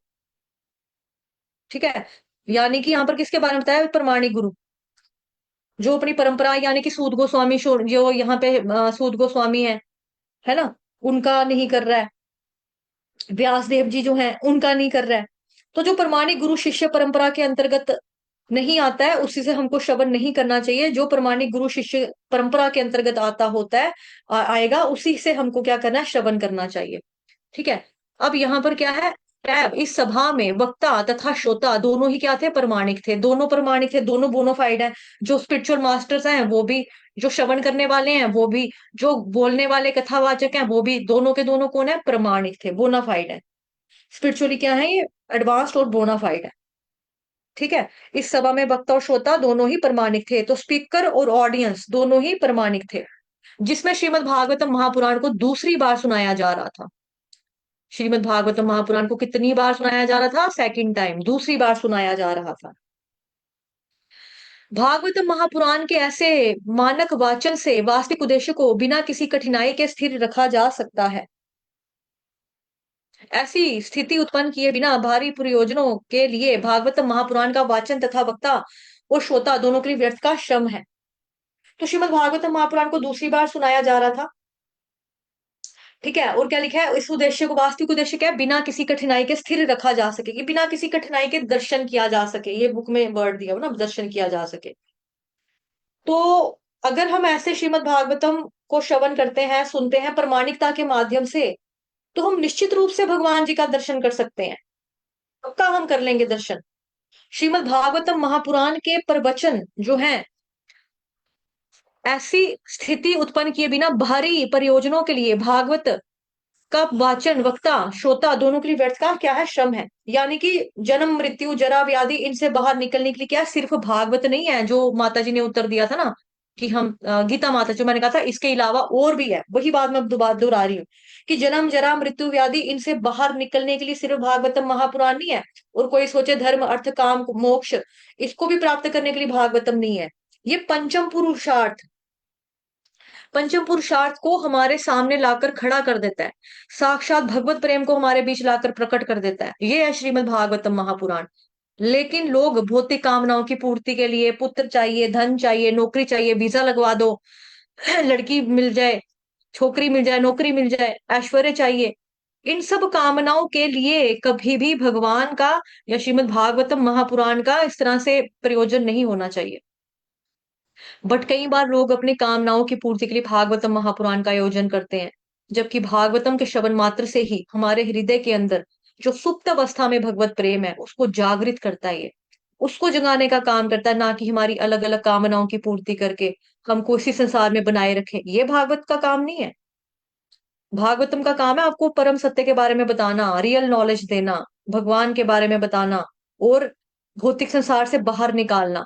आपको समझ में आ जाए, आपको खुद ही ये चीजें टेस्टलेस लगने लगे, यार क्या है ये, क्या करना है इसको लेकर हमने, है ना। तो भागवतम महापुराण क्या है? भगवत प्राप्ति करने का एकमात्र साधन है, और साधन ही नहीं साध्य है, मैंने पहले भी बताया। तो कलयुग में इसीलिए प्रभुपाद ने देखो यहाँ पर क्या लिखा, स्पष्ट लिख दिया कि श्रीमद् भागवतम के जो प्रवचन है अनुचित प्रयोजनों के लिए नहीं होंगे। कब? जब हम आचार्यों के मार्गदर्शन में इसका श्रवण करते हैं और इसका पठन करते हैं, है ना, तब। नहीं तो आचार्यों को छोड़ देंगे अगर हम, तो मनमाने ढंग से आजकल हजारों लाखों लाखों कथाएं एक साथ चलती हैं, सेम सिटी में चलती हैं। एक फलानी गौशाला में, साथ वाली गौशाला में, मंदिर में, एक ग्राउंड में, सेम सिटी में चल रही हैं, अलग अलग जगहों पे एक ही शहर में कथाएं चल रही हैं। लेकिन सब कथाओं का उद्देश्य क्या है? कुछ और ही है। कहीं पर एंटरटेनमेंट, मनोरंजन हो रहा है, कहीं पर पुत्र प्राप्ति के लिए कथा कराई जा रही है, कहीं पर ऐश्वर्य प्राप्ति के लिए, कहीं पर हम खुद फेमस हो जाएं उसके लिए, ठीक है, और कहीं ना कहीं मतलब किसी ना किसी और कामना के लिए। तो कोई भी ना कोई XYZ कामना, तो सब इन्हीं कामनाओं की पूर्ति के लिए भागवतम के आयोजन हो रहे हैं। कहीं पर भी श्रीमद् भागवतम महापुराण का ये जो आयोजन है, वो भागवतम महापुराण का जो मूल उद्देश्य है कि भगवान श्री कृष्ण के चरणों में हमारा प्रेम स्थापित हो जाए, जो कि आपकी माता जी ने इसने बोला था, सिल की रस्तोगी माता जी ने, है ना, प्रेम प्राप्त करना। देखो सबके पॉइंट्स जो आप भक्तों ने आज अपने अपने पॉइंट रखे, अपने अपने मत रखे, तो सभी बच्चों को क्या हो गया, हाँ, सभी बच्चों का क्या हो गया, सभी बच्चों का क्या बोलेंगे, जो जो पॉइंट थे यहाँ पर कवर हो गए, है ना, जो जो पॉइंट थे वो सबके कवर हो गए इधर। तो प्रेम का बात की थी उसने, आपकी सिल्की रस्तोगी माता जी ने। प्रेम स्थापित करना, भगवान श्री कृष्ण के चरणों के प्रति क्या है, हमारा प्रेम स्थापित हो जाए, प्रेम गाढ़ा हो जाए, इस उद्देश्य से भागवतम को हमें सुनना चाहिए। तो ये वाला जो उद्देश्य है, ऐसा उद्देश्य कहीं सुनने को आपको पंडालों वगैरह में नहीं मिलता है, बिकॉज वहां पे कौन आ रहा, कौन आ रहा, कौन आ रहा है, फलाने वाले महाराज जी आ रहे, फलाने वाले, अच्छा अच्छा अच्छा, हाँ वो तो बहुत अच्छी कथा करते हैं, कितना को खर्चा यार, बड़ा खर्चा किया यार उसने, तुझे तो पता है पैसे वाले लोग हैं, हाँ बिल्कुल बिल्कुल पैसे वाले लोग हैं, उनको क्या फर्क पड़ता है, वो चंदा भी इकट्ठा किया थोड़ा सा ताकि उसकी फीस दे सके, कितनी फीस मांगी, वो 25 लाख रुपया तो लेता ही है, तो इतना बड़ा कथावाचक है, टीवी के ऊपर आती है, संस्कार टीवी के ऊपर ये होते हैं, हर टीवी के ऊपर तो ये दिखाई देते हैं। तो ये भागवतम महापुराण का ये उद्देश्य नहीं है पैसा कमाना। श्रीमद् भागवतम महापुराण का वाचन, वक्ता और श्रोता दोनों के लिए श्रम है। अगर कोई ऐसा करता है तो भागवतम महापुराण का जो वक्ता है उसकी मेहनत भी बेकार है, और जो सुनने वालों का समय है वो भी बेकार चला जाता है, पैसा भी बेकार जाता है। तो इस प्रकार से यहाँ पर वर्णन किया जा रहा है कि वक्ता कैसा होना चाहिए और श्रोता कैसा होना चाहिए। जो वक्ता है वो श्रीमद् भागवतम महापुराण के मूल उद्देश्य को आपको समझाए, ना कि आप अपनी कामनाओं को लेकर बैठे रहो। ठीक है, यहाँ पर प्रभुपाद जी ने बहुत अच्छी बात की कि जिस प्रकार के वक्ता है उसी प्रकार के श्रोता भी हैं। ठीक है, जैसे देखो इस सभा में वक्ता और श्रोता दोनों ही प्रमाणिक थे, एक ही जैसे हैं दोनों, प्रमाणिक, है ना, तो कितनी इंपॉर्टेंट बात है। श्रोता का जो मकसद है वही वक्ता का मकसद है, वक्ता का जो मकसद है वही श्रोतागण का मकसद है, और दोनों के दोनों क्या है, बोनाफाइड प्रमाणिक है ना, जिस प्रकार के वक्ता उसी प्रकार के श्रोता भी है। तो सूत गोस्वामी कहते हैं कि हर व्यक्ति के अंदर कृष्ण प्रेम स्थापित हो जाए, और जो शौनक आदि ऋषि बैठे हुए हैं वो भी चाहते हैं, वो सब भी यही चाहते हैं कि कृष्ण के चरणों के प्रति सबकी रति हो जाए, वक्ता और श्रोता दोनों यही चाहते हैं। अगर वक्ता कृष्ण प्रेम स्थापित करना चाहे और श्रोतागण क्या चाहे कि हम संसार की कामनाओं की पूर्ति करें, तो कभी भी आनंद नहीं आएगा, कि ये तो हमेशा कृष्ण की बात करते हैं, कभी संसार की बात तो कर नहीं रहा है ये, जिससे हमारी आवश्यकताएं पूर्ण हो जाए। माता जी तो हमको बोलती है कि कैमरा ऑन करके बैठोगे क्लास में तो भगवत गीता के श्लोक याद कर पाओगे, हम तो कर नहीं सकते हैं, इसको हमारे घर की मजबूरी पता होनी चाहिए, हमको टिफिन बना बना के देने हैं। आज संडे था, कल संडे को किसको टिफिन देना, किसका पति जा रहा दफ्तर में, ऐसा तो नहीं है। और सबके पति सेम है, ये नहीं है कि आपका पति जुपिटर प्लैनेट से उतर के अलग अलग सा बंदा आ गया, जैसे वो कहते हैं ना मेरा वाला मेरा अब्दुल अलग है, आपका अलग नहीं है, सबका सेम ही है, आपका मेरा सबका सेम है, सबका घर का एक ही हाल है। लेकिन जो समय आपको भगवान के लिए रखा है, भक्ति के लिए रखा है, वो आपको फिक्स कृष्ण के लिए ही रखना है। कृष्ण के लिए आप कॉपी पेन निकाल के नहीं बैठ सकते। और मैं कौन सा आपकी सब्जी में झांकी मारने के लिए आ जाऊंगी, मैं बोलूंगी हाँ माता जी आपका मसाला ना कच्चा रह गया, मुझे ना सरसों के तेल की कच्ची मुश्क आ रही है, ये तो सही नहीं बना, ये भुनो भुनो अच्छे से भुनो भुनो भुनो, वो तेल तो अलग नहीं हुआ। मेरी मम्मी कहती है जब तक मसाला तब तक भुनो, जब तक मसाले से तेल अलग ना हो जाए। यहाँ पे तो आपका तेल पूरा नजर ही नहीं आ रहा है, क्या है ये क्या है।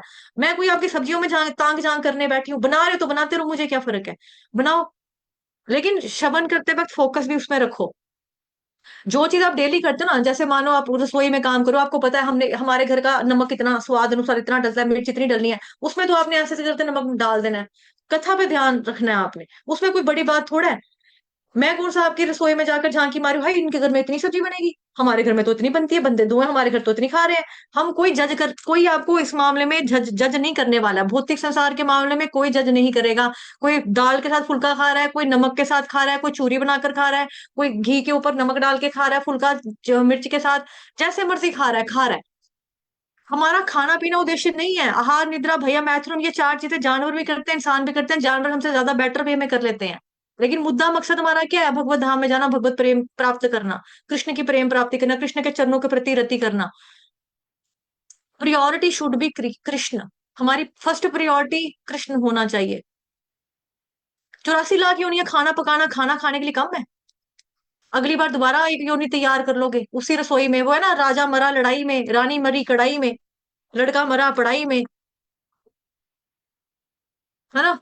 ए, मरना तो सबने ही है। छोटे तो हम कहानी सुनाते हैं, दीदी दीदी कहानी सुनाओ, एक था राजा एक थी रानी, दोनों मर गए, खत्म कहानी। नहीं, ये वाली कहानी मैंने नहीं सुननी, नहीं सुननी, नहीं सुननी। अच्छा, तुझे नई कहानी सुनाती हूँ। एक था राजा एक थी रानी, राजा मरा लड़ाई में, रानी मरी कढ़ाई में। रानी कढ़ाई में मर गई, हाँ, सब्जियां बनाती रोटियां बनाती रहती थी, रानी मर गई, रानी मर गई। और हम लोग क्या कर रहे हैं, कैरम बोर्ड जैसे खेलते हैं, कैरम बोर्ड में रानी लूंगा, पिंक रंग वाली रानी लूंगा, रानी के पीछे ही लगे रहते हैं, रानी के पीछे, रानी रानी मिल जाए, रानी मिल जाए। हैं, चिट्टी वाली गीटी, उसके कितने नंबर, 20 नंबर। 10 वाली काली गीटी, उसके कितने नंबर, 10 नंबर। रानी के 50 नंबर, रानी मेरी हो जाए। जिसके पास रानी होती है वो अमीर हो जाता है। रानी मेरी होगी, रानी अमीर हो गया, रानी मेरी होगी, मैं अमीर हो गया, मैं अमीर हो गया। अरे यार, वो छोटे होते कैरम बोर्ड खेलते थे, लूडो सांप सीढ़ियां, ये वो फलान ढिंग, वही चीज हमने बना कर रखी हुई है। रानी मेरी, रानी रानी रानी रानी रानी मेरी। मारियो गेम भी खेलते, टन टन टन टन टू, टन टन टन टन टन टन टन टन टन टन, कहते ना मारियो गेम, उसमें भी यही करते थे, रानी मिले, रानी मिले, रानी मिले, रानी रानी रानी रानी रानी रानी। रानी मिली तो फिर कौन सा झंडा झंडा गाड़ लिया, फिर क्या हो गया, कौन सी वही रानी से असली में शादी होती थी हमारी। वो रानी हर लेवल में नई नया लेवल लेकर आ जाता था। वो क्या हो गया, है ना। तो हमारा मेन काम क्या है, कृष्ण के साथ प्रेम करना, कृष्ण के चरणों की धूली लेना, कृष्ण का भक्त करना, कृष्ण का भक्त बनना, है ना, बनना। ये चीज कि हमारे कृष्ण के चरणों के प्रति रति हो जाए, वही ये आपका वक्ता भी चाहता है, वही आपका श्रोता भी चाहता है यहाँ पर। अगर एक बंदा कृष्ण का प्रेम बांटना चाह रहा है, दूसरा कह रहा है यार हमारी तो सब्जी नहीं बनने दे रही है, कह रही कैमरा ऑन करके बैठ, मैं सब्जी का तड़का इसके सामने लगाऊं, मेरे को शर्म आ रही है। अरे लगाओ ना तड़का, किसने रोका है, लगा लो तड़का। मैं कौन सा देखने के लिए आ रही हूँ तेल ज्यादा या कम है, नमक तेज हो गया, मैं थोड़ा देखने आ रही हूँ, स्वाद मैंने थोड़ा लगाने, आप लोगों ने खाना है, बना लो। लेकिन शबन के टाइम पे शबन तो कर लो ना ध्यान से, मतलब आपको। तो अगर वक्ता आनंद ले रहा है लेकिन श्रोता भौतिक चीजों में ही घुसा पड़ा है, तो वो आनंद नहीं आने वाला है। लेकिन अगर जो वक्ता है वो ये सोच रहा है यार ये जो कथा सुनाने वाले हैं, इतने लोग बैठे हैं, 30 लोग बैठे हैं, 1000 1000 रुपया दें तो मेरी दिहाड़ी बन जाएगी, आज मेरा महीना निकल जाएगा। तो श्रोता जो है वो सुन रहा है, हाँ हमको तो कृष्ण के प्रेम के बारे में बताएगा, हमको कृष्ण के बारे में बताएगा, कितनी अच्छी कथा सुना रहे हैं, वाह वाह वाह। अंदर से जो बोलने वाला वक्ता है वो सोच रहा है मैं जेबे भरूंगा, 30 40 हजार रुपया हो जाएगा, एक एक बंदा 1000 1000 रुपये भी दे तो क्या हो गया, यहाँ पे कितने लोग हैं, 1 लाख लोग हैं, एक एक मैं तो करोड़पति हो जाऊंगा, ये मतलब वाह वाह वाह वाह वाह वाह। उसके मन में तो ये चल रहा है। तो जो श्रोता वहां पे सुन रहा है उसको तब भी आनंद नहीं आने वाला, जो बोल रहा है उसको भी आनंद नहीं आने वाला। तो यहाँ पे श्रोता और वक्ता दोनों का सेम सोच होनी चाहिए। लाइक माइंडेड पीपल जिसको कहते हैं ना, लाइक माइंडेड पीपल, वो होना चाहिए यहाँ पर। उनको पता है कि कृष्ण के लिए बोलना, कृष्ण के लिए करना, कृष्ण के लिए सुनना, कृष्ण प्रेम चाहिए हमको, कृष्ण की चरणों में रति हो जाए, यही हमारा मकसद है। संसार की बातें फिर वो नहीं करते, फिर दोनों को मजा आ जाएगा, है ना। तो श्रीमद् भागवतम महापुराण से वक्ता चाहता है कि हम कृष्ण के प्रेम के प्रति रति प्रेम जागृत कर ले, और वक्ता भी ये चाहता है, श्रोता भी चाहता है, इसलिए दोनों को एक ही लेवल पर, एक ही स्तर पर होना चाहिए। दोनों का एक ही उद्देश्य होना चाहिए कि हाँ हम कृष्ण के प्रति प्रेम चाहते हैं, तब जाकर के वक्ता और श्रोता जो है वो दोनों क्या करेंगे, भगवान के भागवत महापुराण के रस के साथ साथ आस्वादन कर सकते हैं। अदरवाइज भागवतम महापुराण का वाचन वक्ता श्रोता दोनों के लिए क्या व्यर्थ श्रम मात्र है। श्रम एव ही केवलम, श्रम एव ही केवलम, तो हमको श्रम एव ही केवलम तो नहीं करना, ठीक है, हमको श्रम एव ही केवलम नहीं करना। वाञ्छाकल्पतरुभ्यश्च कृपा सिन्धुभयेव च पतितनां पावनेभ्यो वैष्णवेभ्यो नमो नमः। अनंत कोटि वैष्णव वृंद की जय, जगत गुरु शील प्रभुपाद की जय, श्री कृष्ण चंद्र भगवान की जय, ग्रंथराज श्रीमद् भागवतम महापुराण की जय, श्रीमद् भगवद गीता यथारूप की जय, आज के आनंद की जय, आप सभी भक्तजनों की जय। इनकेस कोई डिवोटी पहली बार आया है तो यहाँ पर लिंक दिया हुआ है, जुड़ सकता है। और शाम वाले बैच की मेरे को बात करनी पड़ेगी आप लोगों से। एक छोटा बच्चा था ना कल क्लास में, शाम वाली क्लास में, वो कहता दीदी मैं स्कूल से 6 बजे आता हूँ ट्यूशन से, भावमिनी ताईदास प्रभु का कजन, 6 बजे ट्यूशन से आता हूँ। तो आपको मालूम है कि छोटे बच्चों को, मतलब जो जनरेशन है हमारी ना, पीढ़ी है, इनको तो हमें खास तौर पे भक्ति देनी चाहिए, बांटनी चाहिए। अगर वो बच्चा कीन है, इंटरेस्टेड है, सीखना चाहता है, 6 बजे का टाइम करते हैं, 6 सवा 6 बजे का टाइम अगर भगवत गीता की क्लास का करते हैं, आप लोगों को कोई प्रॉब्लम तो नहीं होगी, किसी को कोई प्रॉब्लम। क्योंकि पहले हमने डिसाइड किया था 4 और 5 का। अब मेरे को मंदिर वालों की क्लासेस जो है ना वो कंटिन्यूटी में मिल रही है, लेवल 2 भी मेरे को बोलती है उन्होंने, आगे आप वही वो भी आप पढ़ाओ। तो फिर मैं 5 दिन आपके पास जाऊंगी, 6 दिन उनके पास जाऊंगी, 5 दिन इधर जाऊंगी, ऐसे ऐसे करके ना रुलते रहेंगे हम दोनों, आप भी खज्जल हम भी खज्जल। तो 3 से लेकर जो मेरा टाइम वहां पे उधर टाइम दे दूंगी, उनको निपटाकर फिर आपके पास 6 बजे जुड़ जाएंगे। 6 बजे आपका मंडे टू फ्राइडे 6 बजे Bhagavad Gita as it is यथारूप की क्लास, जिसमें हम भगवत गीता का फर्स्ट चैप्टर पढ़ रहे हैं शुरू से, वो चलेगा मंडे टू फ्राइडे शाम को 6 बजे। गुड है। उसके बाद शनिवार एतवार चलेगा आपका 6 से 7 शाम को श्लोक की क्लास। और ये वाला टाइम जो है भागवतम महापुराण का, ये तो ठीक है ना सबके लिए, 6 बजे मॉर्निंग में। पहले भी तो आप इसी टाइम पे पढ़ते थे, है ना। सुबह सुबह चैंटिंग करेंगे, चैंटिंग करने के तुरंत बाद यहाँ पर आकर भागवतम महापुराण का श्रवण करना, लीला करना। देखो जैसे माता जी ने बोला, जुबान के ऊपर ये नहीं है, कंट्रोल नहीं है, सभी के अंदर कमी है। कोई भी दूध का दूल्हा नहीं है यहाँ पर, हमारे में से आप में से कोई भी साफ नहीं है। अगर हम इतने अच्छे होते ना, भगवान की गोदी में बैठ के चॉकलेट खा रहे होते। कोई अच्छा नहीं है। हम कलयुग के लोग सारे के सारे ऐसे ही हैं, सब ऐसे ही हैं, सबका एक ही हाल है। बस कोई थोड़ा सा ज्यादा लायक है, कोई थोड़ा सा कम लायक है, कोई महान लायक होगा बेचारा, यही है। और क्या है। लेकिन साथ साथ सभी एक दूसरे को पकड़ पकड़ के चलेंगे चलेंगे चलेंगे तो भक्ति में आगे बढ़ते रहेंगे बढ़ते रहेंगे बढ़ते रहेंगे, उसमें कोई ऐसा वाली बात नहीं है। और जो हमारी त्रुटियां हैं, जो हमारी कमी है ना, भागवत महापुराण का अच्छे से हम नियमित रूप से श्रवण करेंगे, सुबह सुबह माइंड फ्रेश होता है, जो हम पढ़ते हैं वो हमारे दिमाग में बैठ जाता है। सुबह सुबह जो हम सुनते हैं, पढ़ते हैं, बोलते हैं, वो पूरा दिन हमारे दिमाग में चलता रहता है, रिपीटेड होता रहता है, टेलीकास्ट चलती रहती है उसकी। तो अगर कृष्ण के बारे में सुनेंगे, पढ़ेंगे, सुबह सुबह दिन की शुरुआत कृष्ण के साथ होगी तो अच्छा होगा, है ना। तो 6 बजे का टाइम सही है। उसके बाद मम्मा का ऑपरेशन भी है, फिर मुझे हो सकता है बीच में ब्रेक लेनी पड़े, क्योंकि ऑपरेशन बड़ा है इनका, मम्मा का ना ऑपरेशन बड़ा है दिल का। तो मेरे को एक माता जी कल जिस क्लास में पढ़ाने के लिए गई थी ना, मतलब शाम वाला जो टेम्पल वालों की बैच था, वहां से एक माता जी का फोन भी आया था, मेरे को बोल रहे थे कि बेटे आपको बड़ी केयर करनी पड़ेगी। मुझे तो उतना नहीं पता ना, तो वो कह रहे, मुझे समझा रहे थे आपको बहुत ज्यादा केयर करनी पड़ेगी इनकी, तो बहुत ध्यान रखना पड़ता है, बहुत केयर करनी पड़ती है। पता नहीं अब, मेरे पापा का तो बाईपास सर्जरी हुआ था, अब मम्मा को तो शायद ऐसा नहीं होने वाला। इनका तो कुछ और ही कह रहे थे कि बॉल बैलून वाला और स्टंट वाला बता रहे थे, 3 नाड़ियां ब्लॉक है जो। फिर भी देखेंगे जैसा भी एनी हाउ, मतलब कि कोशिश करे रहूंगा, कोशिश यही रहेगी मेरी कि क्लासेस में किसी तरीके की ना खलल ना पड़े, कोई प्रॉब्लम ना पड़े। टाइम कम हो जाएगा, लेकिन भागवतम महापुराण का देखो, ये जो भागवत का है ना, इसमें हमें घंटा नाना करते लग ही जाता है, चाहे श्लोक 8 लाइन का होता है, चाहे 10 लाइन का होता है, बिकॉज हम डीप वे में पढ़ रहे हैं ना। क्योंकि मेरे गुरु महाराज ने कहा था, इसको सिर्फ पढ़ना नहीं, भागवतम को पढ़ना नहीं, इसको स्टडी करना है, स्टडी करना है। स्टडी करना और रीडिंग करना फर्क है, रीडिंग में और स्टडी में फर्क है। तो मैंने महाराज जी को बोला ठीक है, मैं कोशिश करूंगी कि मैं स्टडी ही करूं, मैं रीड ना करूं। तो स्टडी करने के लिए हमको एक एक श्लोक के ऊपर एक एक घंटा लग रहा है। अदरवाइज बाकी जगहों पे आप देखो, जहां पर कोर्सेज होते हैं, वहां पर क्या से कराते हैं, भागवतम महापुराण को एक दिन में कहीं कहीं पर एक चैप्टर भी निपटा देते हैं, कहीं कहीं पे 10-12 श्लोक इकट्ठा भी दे देते हैं। बट हम यहाँ पे लाइन टू लाइन, एक एक लाइन का मीनिंग पूरा निकाल कर, सामने खोल खोल कर, है ना, समझने का प्रयास कर रहे हैं। तो आप देखो, अगर आपको शॉर्ट में चाहिए तो शॉर्ट में तो मुझे तो रस नहीं आने वाला। अगर मैं अपनी खुद की बात करूँ ना, तो मेरे को संतुष्टि भी नहीं मिलने वाली। जैसे वो था ना ऋषि वेद व्यास, उनको संतुष्टि नहीं मिली इतने सारे पुराण लिखने के बाद, तो मैं अगर इतने सारे श्लोक एक साथ करवा दूं, संतुष्टि मेरे को भी नहीं मिलने वाली। क्योंकि मैंने जहां से पढ़ा, सीखा, खाया, पिया, मैंने तो पूरी थाली पेट भर कर खा ली। आप लोगों को मैं ये ले इतना सा समोसा ले ले, ये ले इतना सा गुलाब जामुन खा ले, इस तरह से मैं आपके साथ करूं, मेरे को लगेगा यार सही नहीं कर रही मैं। अब आप लोगों का क्या विचार है? आप लोगों को शॉर्ट में चाहिए, जिस तरह से कथा चल रही है भागवतम महापुराण की कथा, उस तरह से ही आपको श्रवण करने का मजा आ रहा है? क्या चाहते हैं आप लोग? हरे कृष्ण, अपना भी बता दो, जल्दी तो जैसे नहीं है चल किसी रहा को? है वैसे। जी माता जी बिल्कुल बिल्कुल सही सही। चल रहा है। चल सही चल रहा है, एक एक चीज को समझ में तो आ रही ना हमें बातें। हमारा मकसद जो है, लाइक भगवान जी को प्राप्त करना है। ये तो नहीं है कि हम डिग्री फटाफट करके जाएं तो भगवत धाम पहुंच जाएंगे। भगवान ने थोड़ा दिन भक्ति शास्त्री का सर्टिफिकेट दिखा, भक्ति ये दूसरा क्या है, भक्ति वैभव का दिखा, भक्ति सार्वभौम नहीं करके आया, चल वापस चल फिर नीचे जा। भगवान ने तो ये नहीं करना हमारे साथ, ये तो भौतिक संसार में होता है। लोअर के जी पास कर, nursery, UKG, first, fourth, fifth, ऐसे करते करते ये तो भौतिक संसार में है।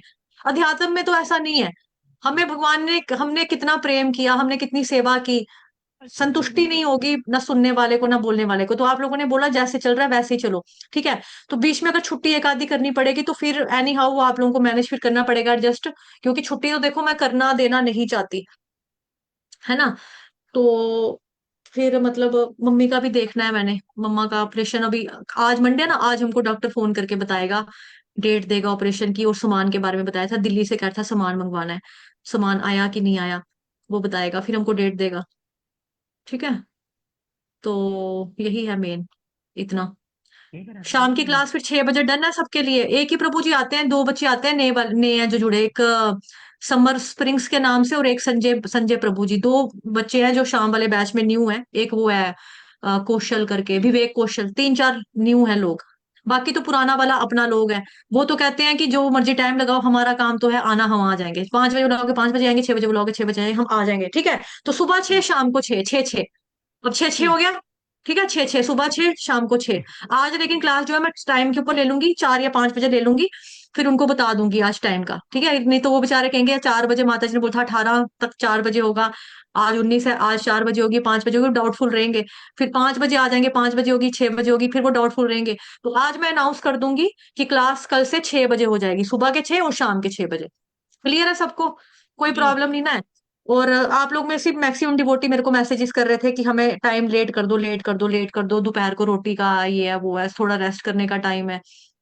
ठीक है, तो बाकी देखो जितनी भी क्लासेस है वो आप लेट कर भी श्रवण करो। मैं खुद भी लेट कर पढ़ाती हूँ, जब मैं कैमरा ऑन नहीं करती बीच में मैं लेट जाती हूँ, और बीच में मैं खड़े हो जाती हूँ, क्योंकि मेरी रीढ़ की हड्डी में प्रॉब्लम है। ठीक है, तो आप लोगों को भी ऐसे श्रवण करना कर सकते हो, लेकिन जो श्लोका कंठस्थ करने की क्लास होती है उसमें ये चीज नहीं चल सकती, बिकॉज मेरे को लिपसिंग देखनी होती है, सारे लोग एक साथ उच्चारण करेंगे।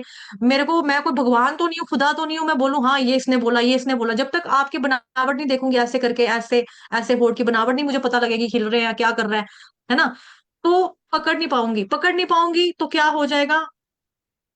हाँ, हुई थी कल शाम को क्लास माता जी, आपने कहा था ना मैंने माइके जा रही हूँ आज, हुई पर थी, मैंने माता जी डाला मैंने था। मैंने चेक किया था 2 बार, नहीं आई, नहीं मेरी नहीं क्लास 5 बजे मेरी क्लास खत्म हुई ना, वहां से जैसे ही 5 बजे क्लास खत्म हुई वैसे ही मैं यहाँ पर आ गई। कल वहां पे 18 चैप्टर पढ़ाना था, तो 2 घंटे का चैप्टर मुझे पूरा कंप्लीट करना था, 2 घंटे लगे मेरे को। 5 बजे भी मैंने चेक किया, नहीं थी क्लास, नहीं आई क्लास, मैंने 5 बजे भी चेक किया था। फिर पता नहीं 5 बजे से तो शुरू हो गया था पूरा पूरा 5 बजे, 5 बज के 2 मिनट पे हमारा मंगलाचरण शुरू हो गई थी, और मैंने दो पांच श्लोक बजे करा तक दिए थे। देखा, मैंने ऑन किया तो नहीं चला, तो फिर मुझे पांच लिंक बीस नहीं पे लगा। ना बातें ना ना पूरे ना। नहीं नहीं, 5 बजे 5 बजे, नहीं हुई, पूरे चलो। 5 बजे, 5 बजे मैंने चेक किया है, वो 5 बज के अपने दो बोले। तीन मिनट हुए होंगे, क्योंकि 5 बजे मैंने वहां से क्लास छोड़ी, फिर मेरे को फोन भी आने लगे थे, बबीता माता जी का कॉल आया, एक दो माता जी का कॉल आया, तो मैं आई तो यहाँ पे लोग बैठे हुए थे, तो फिर नहीं, मैंने मैंने लिंक रिसीव कर देखा, लिया। आपने शेयर ना किया, मुझे लगा क्लास हाँ, नहीं लिंक है नहीं आज। किया था क्योंकि मेरा फोन मेरा बाहर पर था, यहाँ पर मैं बैठ के लगातार 3 बजे से बैठ के क्लास ले रही थी ना, जी तो जी दो जी। घंटे का बैच था मेरा वहां पे, क्योंकि लेंथी चैप्टर था उनका, तो उधर भी फिर लास्ट था कल। फिर लेवल 2 का भी मिला है वहां पर भी पढ़ाने के लिए, तो फिर अब आप लोगों का क्या होगा कि 6 बजे का टाइम कर देंगे शाम का। ठीक है ठीक ठीक है, है। तो जो रात की रोटी होती है, वो रात की जो रोटी सब्जी है ना, वो आप लोग बना लेना 3 से लेके 6 बजे के अंदर अंदर बना लेना रोटी। ठीक है, रात को जब पति आएगा तो फटाफट फुलके शुल्के जो है वो बनाए, सब्जी गर्म की तो खिला दी। सबका है देखो, सबका, आप लोगों का अब्दुल कोई अलग नहीं है, मेरा वाला कोई अलग नहीं है, आपका कोई जुपिटर से नहीं उतर के आया, मेरा वाला कोई अलग प्लेनेट से उतर के नहीं आया, सबका एक जैसा हाल है। मैनेज करना आना चाहिए, we know how to manage, we are smart people. Krishna के भक्त जो होते हैं वो स्मार्ट होते हैं, उनको इतनी स्मार्टनेस तो आनी चाहिए कि टाइम मैनेजमेंट कैसे करना है, अपना घर कैसे चलाना है। सभी चीजें हम भी कर रहे हैं। मेरी मम्मा बीमार है, उनको मल्टी प्रॉब्लम्स है, पैरालिसिस का अटैक उनको है, दिल की प्रॉब्लम उनको बन की है, घुटनों में गैप उनको है, कमर की प्रॉब्लम उनको है, सर्वाइकल उनको है, कोलेस्ट्रॉल उनको है, बीपी शुगर थायराइड सब कुछ उनको है। चल चल रहे हैं ना साथ में लेकर, क्या करें, छोड़ तो नहीं सकते। हस्बैंड है, उनको भी है, वो भी मेरे से 10 साल बड़े हैं एज में, उनकी भी अलग से प्रॉब्लम है, उनको भी बीमारी है। मेरे अपना देखो, रीढ़ की हड्डी में गैप है, प्रॉब्लम है, घुटनों में गैप है, एक मेरा लंग्स बंद है, फेफड़ा में कंजक्शन है मेरा। ठीक है, दिल की धड़कन मेरी 350 हो जाती है, कोरोना वायरस हुआ था मेरे को, तो क्या मैं कर रही हूँ, मैं अपना नित्य कर्म नहीं कर रही, या मैं अपना सनातन धर्म नहीं कर रही, स्वधर्म नहीं कर रही, पति का ध्यान नहीं रख रही, या पति छोड़ के चलेगी, या माँ छोड़ के चलेगी। मैं भी तो सब कुछ कर रही हूँ ना, मैं भी तो आप ही की तरह बच्चा हूँ ना, जितनी उम्र आपकी है उतनी उम्र मेरी है ना, जितना टाइम भगवान ने आपको 24 घंटे दिए, मेरे को भी भगवान ने 24 घंटे दिए ना। मेरे साथ तो भगवान का ज्यादा खास गूढ़ा प्यार नहीं है, इसको 26 घंटे देता हूँ, गीता को मैं 2 घंटे दे दूंगा बस, नीलम को तो एक ही दूंगा। ऐसा तो भगवान नहीं कर रहे भेदभाव किसी में, सबको भगवान ने दिया है, टाइम दिया है, बराबर का दिया है। We know how to manage, time management करना हमको आना चाहिए, स्मार्टनेस आप में इतनी होनी चाहिए, priority should be Krishna, Krishna priority होनी चाहिए। अब मेरे को पता है मेरी मम्मा भी चलो सोए हुए रेस्ट कर रही है, हस्बैंड है मेरे वो भी आराम से 8 9 बजे उठेंगे, मैंने अपना अपना भक्ति भी कर ली, माला भी कर ली, क्लास भी लगा ली, उसके बाद अब मैं फ्री हूँ, अपना मैं पढ़ूंगी, श्रवण करने जाऊंगी, अपनी क्लासों में श्रवण करूंगी, उसके बाद जब हस्बैंड उठेंगे तब उनको नाश्ता दे दूंगी। जैसे ही मैंने नाश्ता देना है, जब तक उन्होंने उठना, नहाना धोना पूजा करनी, उतनी देर में मेरी दोपहर की सब्जी को तड़का लग जाएगा। टाइम को मैनेज करना आना चाहिए ना, उसमें क्या, इतना लोगों खाना बनाना कोई इतना टफ थोड़ा है, क्या करना है, वही सेम तरीकों की तो सब्जियां बनती है। जो सब्जी आपकी गलने में टाइम लगता है, जैसे राजमा होगी, दाल होगी, उसको रात को पहले भिगो के रख दो, उसमें क्या है। टमाटर को काटने में टाइम लगता है, उसको कद्दूकस कर लो, उबाल लो, बॉयल करके कर लो, प्यूरी बना लो एक ही बारी। मैनेज करना सीखो। बंदे को चाहिए रोटी पकी पकाई, वो नहीं देखेगा क्या क्या दे रहे हैं, उसको चाहिए खाना। बंदे को करना है, दुकान पे जाना है, नौकरी करनी है, जो भी है काम करने जाएगा, खाना चाहिए, फुल्का चाहिए, गरम गरम रोटी खिलाओ, बात खत्म। खुद भी खाओ, उनको भी खिलाओ, उसमें क्या है। अब रोटी को बहाना थोड़ा बना देंगे, हम रोटी बना रहे होते हैं, हम रोटी बना रहे हो, तेरी रोटी अलग है, हमारी, हम नहीं रोटी खाते, हम भी रोटी खाते हैं। सोच नहीं, फालतू बहाने हैं ये फालतू बहाने हैं। आहार निद्रा भैया, मैं 84 लाख यूनिट से रोटियां ही खाते आ रहे हैं, अभी भी रोटी खानी है। अब तो जाग जाओ, अब तो भगवान की भक्ति कर लो। रोटी तो 84 लाख योनियों में हमने खाई, वो भी कम ही पड़ी। दोबारा से आगे एक बारी और रोटी खाने के लिए। ठीक, चलिए फिर किसी को मेरी हर्ट तो वैसे होता ही है आपको मेरी वाणी से। अगर मैं बोलूं कि मेरी वाणी से किसी को हर्ट हुआ हो तो उसके लिए क्षमा प्रार्थी हूँ। हर्ट तो मुझे पता है आप लोगों को, तीर की तरह मेरी बातें चुभती है ना आप लोगों को, कितनी कड़वी कितनी जहरीली है ना ये। कोई ऐसा हमने नहीं देखा, इतना कड़वा बोलती है, इतना कड़वा बोलती है। लेकिन क्या करूं, मैं भी कोई दूध की धुली तो नहीं हूँ, मेरा स्वभाव शायद ऐसा है ना, मेरा शायद स्वभाव ऐसा है कड़वी करेली। एक तो करेला, दूसरा नीम है ना। हाँ, सिल्क की माता जी। माता जी जो आप एग्जाम्पल देते हो ना, आप कड़वा बोलते हो, कहते हो मैं कड़वा बोलती हूँ, लेकिन ये कड़वी दवाई ही अंदर असर करेगी। अगर असर नहीं करी तो फिर समझो हम भक्ति में आ ही नहीं पाए। आप भी हाँ तो माता इसी जी, वो तरह भी से कोई कोई बात सुने थे। सीख सीख के हमें एक्सपीरियंस बता रहे हो, तो आपने भी ये चीजें महसूस की होंगी, जब तो आपने हमें सिखाया। हम्म कड़वा, क्या करें। बस माता जी इसी तरह हम सब सीख कोई रहे उसमें हैं, वो। शरणागत रह के इसी तरह सीखेंगे, तभी तो हम तृण से कम, कहते हैं ना, तृण से भी हमें अपने आप को वो मानना चाहिए। तो अगर हम इस तरह से सीखेंगे तो माता जी बहुत अच्छे से सीख पाएंगे। जी हरि बोल माता जी। तो मेरी बातों का, जैसा कि माता जी कह रहे हैं, तो ठीक है, मेरी बातों का किसी को ना बुरा नहीं लगना चाहिए। जैसे फैमिली का मेंबर होता है ना, हर परिवार में पांचों उंगलियां बराबर नहीं होती। शिव जी का परिवार देखो, वहां पे कौन है, गणेश भगवान है, शेर, चीता, मोर, है ना, सांप गले के अंदर बड़ा हुआ, बैल है, उनका कार्तिक है लड़का, पार्वती माता, सबका स्वभाव डिफरेंट डिफरेंट डिफरेंट डिफरेंट अलग अलग है। लेकिन वो क्या, परिवार एक जैसे बन के बैठे हुए हैं। ऐसे ही वसुदेव कुटुंबकम, हम भी एक जैसा परिवार है। परिवार में मेरा स्वभाव हो सकता है कड़वा और जहरीला लगा आपको, ठीक है, लेकिन क्या करूं, मैं हूं तो आप ही का फैमिली का अंग ना, वसुदेव कुटुंबकम। आप मुझे काट के अलग तो कर नहीं सकते अपने से, जो करना चाहेगा, अलग होना चाहे तो वो हो भी जाए, आपकी इच्छा, आपकी मर्जी है। लेकिन मेरी किसी बात को बुरा मानने की जरूरत नहीं है। मेरा जो भी होता भी है वो टेम्पररी बेसिस पे होता है, और उसूली बात होती है। अगर मैं बोलती हूँ भाई इसमें कैमरा ऑन करना पड़ेगा, इधर से आपको बोलना पड़ेगा, क्योंकि श्लोका की क्लास में आपको बोलना है, कथा में मैंने बोलना है, आपने सुनना है, दैट्स ओके, चलेगा। अकेला बंदा बोलने वाला मैं हूँ, बोलता रहेगा, एक जना एक दूसरा सुनता रहेगा, चलेगा। लेकिन भगवत गीता के श्लोक, भागवत महापुराण की स्तुतियां जब आपको कंठस्थ करवाई जा रही है, जब आपको बोला जा रहा है अब आपकी बारी, अब आप बोलो, अब आप अपने आप को म्यूट करके बैठे रहोगे, हमको शर्म आती है, तो वो तो नहीं चलेगा ना। या आप अपना कैमरा बंद करके बैठे रहोगे तो मुझे पता ही नहीं चलेगा कौन गा रहा है, कौन गलत गा रहा है, कौन सही गा रहा है। जब मैं करेक्शन ही नहीं दे पाऊंगी, आपको करेक्ट ही नहीं कर पाऊंगी, तो फिर आप ही का समय वेस्ट हो रहा है उधर बैठकर। आप ही नहीं सीख पाओगे, मेरा तो कोई घाटा नहीं, इसमें तेरा घाटा, मेरा कुछ नहीं जाता, इसमें तेरा घाटा। हाँ माता जी, सिर की माता जी, चलो बंद करेंगे अब कक्षा को। माता जी एक व्यास देव जी का प्रसंग आपको छोटा सा बताऊं हाँ क्या, परमिशन हो तो। हाँ हाँ, बताइए बताइए। व्यास देव जी, मैंने मतलब सुना है, जितनी भी कथा सुनी है, लेकिन सीखने के लिए है। तो जब व्यास देव जी छोटे थे और शिक्षा ग्रहण करने चाहते थे, तो उनके गुरुजी, एक बार ऐसा हो गया, उनको 1 महीने तक पागल की सी अवस्था रही, और वो क्या करते थे, किसी को भी सिर पे मार देते थे, जो भोजन दिखता था किसी भी शिष्य के मुंह पे फेंक देते थे। तो यहाँ तक कि वो किसी के ऊपर मूत्र भी कर देते थे। तो इस तरह से सब शिष्यों ने उन्हें समझा ये पागल हो गए हैं, और उन्हें एक एक करके छोड़ के चले गए। तो एक शिष्य नहीं गया। तो 1 महीने बाद जब गुरु की स्थिति सही हुई, तो उन्होंने पूछा बाकी सब शिष्य कहाँ हैं। तो उन्होंने बोला कि वे सब तो चले गए गुरुजी। तो बोले तुम क्यों नहीं गए, और मैंने ऐसा क्या किया जो वो मुझे छोड़कर चले गए। तो उसने बताया कि आपकी ऐसे ऐसे स्थिति हो गई थी। तो फिर बोले तुम क्यों नहीं गए, मैं तुम्हें मारता था। तो बोले मैं झाड़ू भी लगाता था, लेकिन आपकी सेवा कौन करता, मैं आपके लिए नहीं गया। तब उनके गुरु ने उनको आशीर्वाद दिया कि आज तुमने मुझे इस तरह से मेरे मेरे को अपनी विपत्ति में मुझे विपत्ति में नहीं छोड़ा, वास्तव में तुम सच्चे शिष्य हो। और मैं तुम्हें वरदान देता हूँ कि भगवान तुम्हारी खुद भगवान तुम्हें खुद गोद में बिठाकर तुम्हारे शरणागत होकर तुम्हारे गुरु वो शिष्य बनकर तुम्हारे पास आएंगे। तो ये गुरु बोलते हैं, ये संदीपनी गुरु थे जो आगे जाकर हाँ बने थे। और उन्होंने ही मतलब उन्हीं के ये एग्जाम्पल है कि भगवान खुद उनके पास आए थे और ये आसन पर बैठे थे और भगवान ने इनके पास नीचे बैठकर आसन ग्रहण करके शिक्षा ग्रहण की थी। तो ये हरी शरणागति बोल। का लक्षण है माता जी। हाँ माता जी हरी बोल, बहुत अच्छा सुनाया, मुझे इसके बारे में नहीं पता था, मैंने पहली बार सुना था ये। बाकियों ने पहली बार सुना था, पहले सुना हुआ था। वैसे मेरे से सीनियर काफी लोग हैं यहाँ पर, सुना भी होगा, मैंने तो नहीं सुना था। ठीक है, तो मुझे याद नहीं था, अगर सुना भी होगा वैसे मैंने, मुझे नहीं लगता मैंने सुना हुआ था, बट ये अच्छा लगा मेरे मैंने को सुन के ये संत के आपने जो मुंह से ही बताया। सुना था हरी बोल। माता जी, संदीपनी मुनि के लिए। जी जी जी जी जी, हरी बोल, हरे कृष्ण। ठीक है, गुड है।